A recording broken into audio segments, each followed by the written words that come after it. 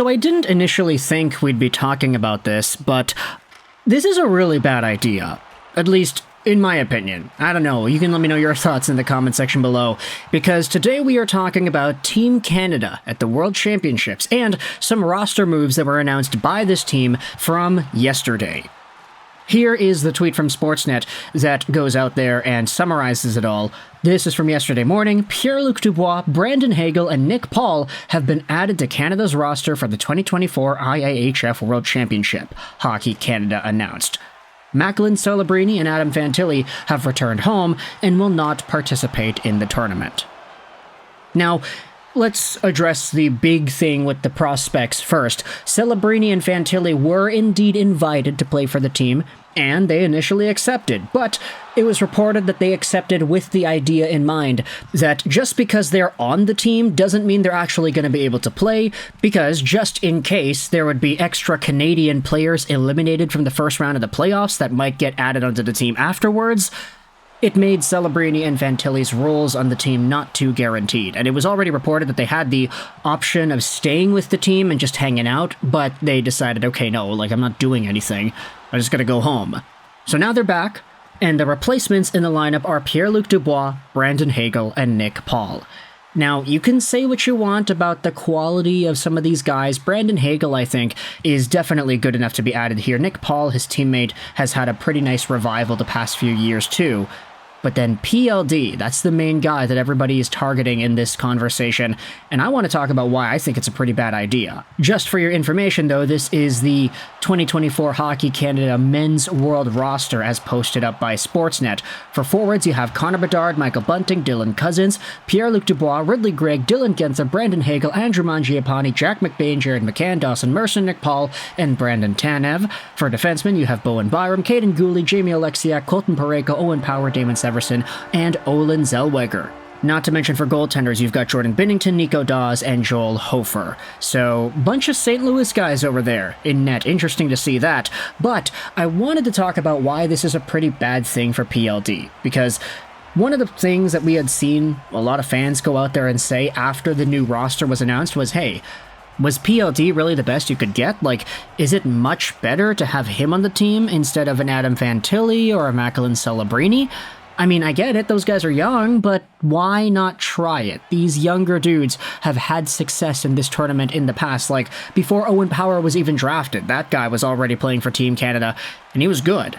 With Pierre-Luc Dubois being the total bum that he was in the Stanley Cup Playoffs, is this really an upgrade, quote-unquote, over the projected first overall pick in Celebrini or Adam Fantilli, who was the recent Hobey Baker winner?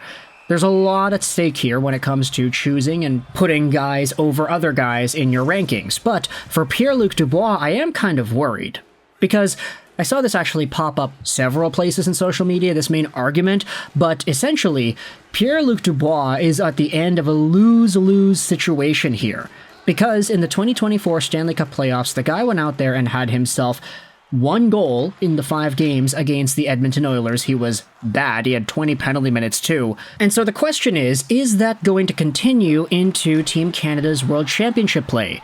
Because if it does, let's say Dubois goes over to Team Canada and he sucks. He doesn't score any points. He's useless. He's playing 4th line center and he's just not really doing anything.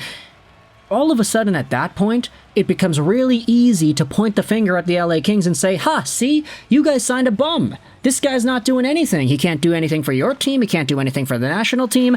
What an absolute disaster year it was for Pierre-Luc Dubois, from the regular season to the playoffs and into the World Championships. Ha ha, LA.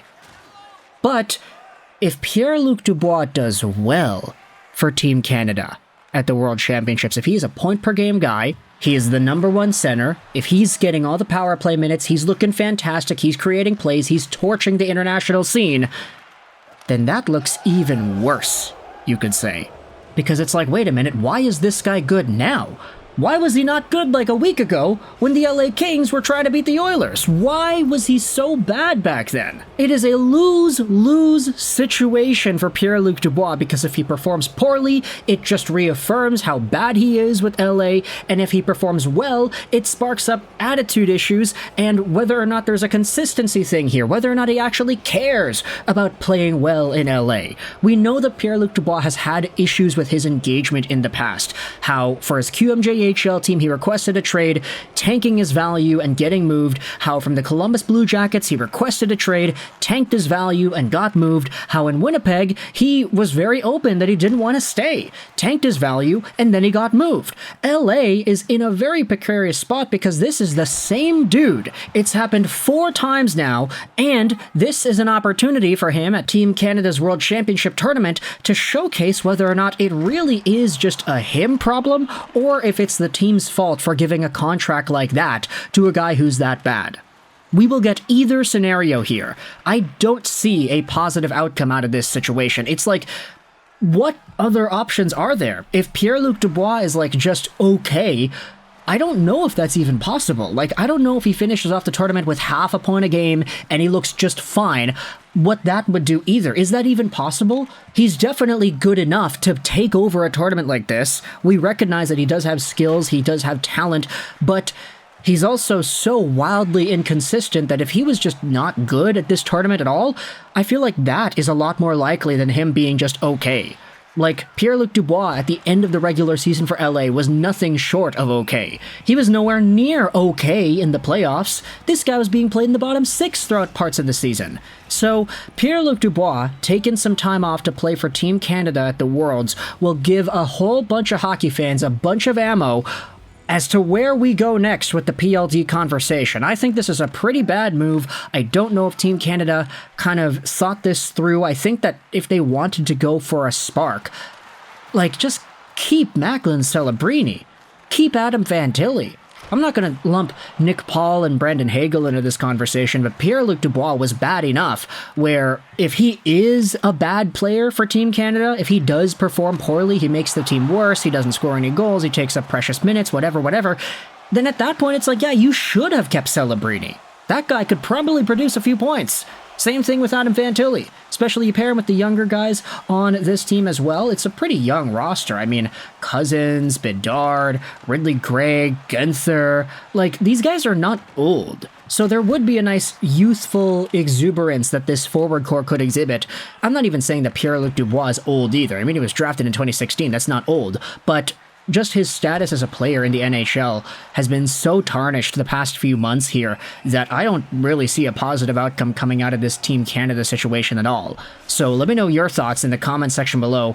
Firstly, how well do you think Team Canada is going to do at this tournament? I mean, we've seen IIHF World Championship performances in the past where Team Canada was stacked. You had like McDavid and everybody else all on the same team.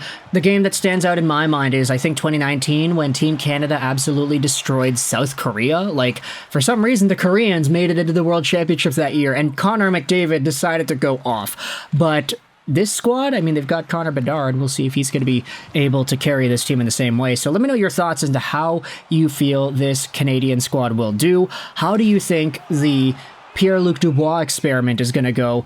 Do you think it's actually worth exploring here? And how many points do you think PLD ends off the tournament with? How many games are they going to play? 7? How many points does PLD get? Does he get 3 points in 7 games? 7 in 7 games? 10 points in 7 games? Or 0? Thoughts in the comment section below. I hope you enjoyed this video. And bye.